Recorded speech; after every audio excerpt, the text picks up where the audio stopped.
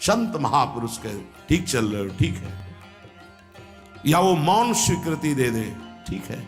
अपने मन से सिद्ध बनने पर सिद्ध थोड़ी कोई हो जाता है। जीवन में तुम्हारे संत हैं कि नहीं, बस इतनी बात देखो। अब एक भगत जी आए थे, अपने लोग तो सबका आदर ही करते, उनका दिव्य रूप से हनुमान जी हमारे सामने प्रकट हुए थे। सच्ची बात कह रहे हैं, जिस समय दिव्य रूप हनुमान जी ने धारण किया तो हनुमान जी महाराज के ही भाई पवन पुत्र भीम कंपायमान थे। भीम जैसे हनुमान जी वैसे भीम, बड़े बड़े पर्वतों को अपनी टक्कर से चूर करने की सामर्थ्य रखने वाले। अभी पैदा ही हुए थे भीम और गोद में लिए हुए माता कुंती चल रही थी। अचानक सिंह निकला, दहाड़ हुई तो गिर गए भीम।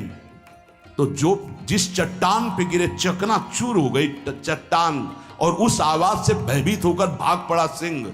अभी गोद में बच्चा थे वो भीम, जिस समय प्रार्थना की कि भैया मैं तुम्हारा वो दिव्य रूप देखना चाहता हूं, तो उनका काहे को तुम व्यर्थ में ऐसा तुम नहीं देख पाओगे। तो उनका हमारी लालसा है, आपका छोटा भाई हूं। पट्टहास किया हनुमान जी का वो दिव्य रूप कि कंपायमान होकर कह रहे थे, हे वायुपुत्र, हे पवन पुत्र, तुम अपने रूप का संवरण करो, मेरी सामर्थ्य नहीं। और वो व्यक्ति ऐसे कह रहा, मैं दिव्य हनुमान। हम कह रहे पाखंड मत करो, ठीक से चलो तो ये सब भगवत स्वरूप अनुभव में आ जाएंगे। ठीक से चलो, बड़ा विचित्र स्वरूप है।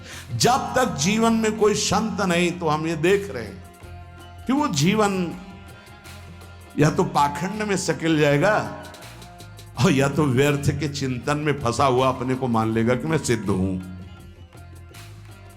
आपका शब्द, आपकी दृष्टि, आपकी चेष्टा, तस्मा शास्त्रम प्रमाणम ते, तब सिद्ध माना जाता है। बहुत सिद्धों के दर्शन हुए, गंगा किनारे सिद्धों का ने कभी नहीं देखा ऐसा प्रमादी।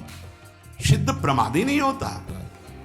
4 बजे एक अपने निज जन से कहते, वो स्वेटर पहना दीजिए।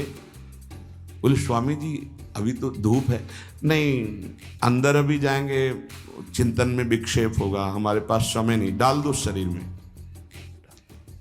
अब इसका एक साधारण शब्द हुआ, इसका प्रभाव इतना पड़ा कि इतनी अवस्था में इतने चिंतन परायण की स्वेटर पहनना है ये स्मृति बाधा ना पहुंचा पावे, डाल दो शरीर में। कितना सूक्ष्म। बड़े बड़े महापुरुषों को देखा है, अपने ब्रज के प्रेमी जनों को और ब्रह्मबोध संपन्न दोनों महापुरुषों को, किंचन मात्र कहीं भी कोई भी शास्त्र विपरीत शब्द नहीं, 1 सेकंड की चेष्टा नहीं पाई शास्त्र विरुद्ध। और यहां शास्त्र में है ही नहीं, हो ऐसे सिद्ध हो रहे हैं। क्यों? क्योंकि जीवन में किसी आदर्श महापुरुष का अंकुश नहीं। अगर किसी संत का भय तुम्हारे जीवन में नहीं है तो ये माया रौन देगी, पक्का समझ लीजिए।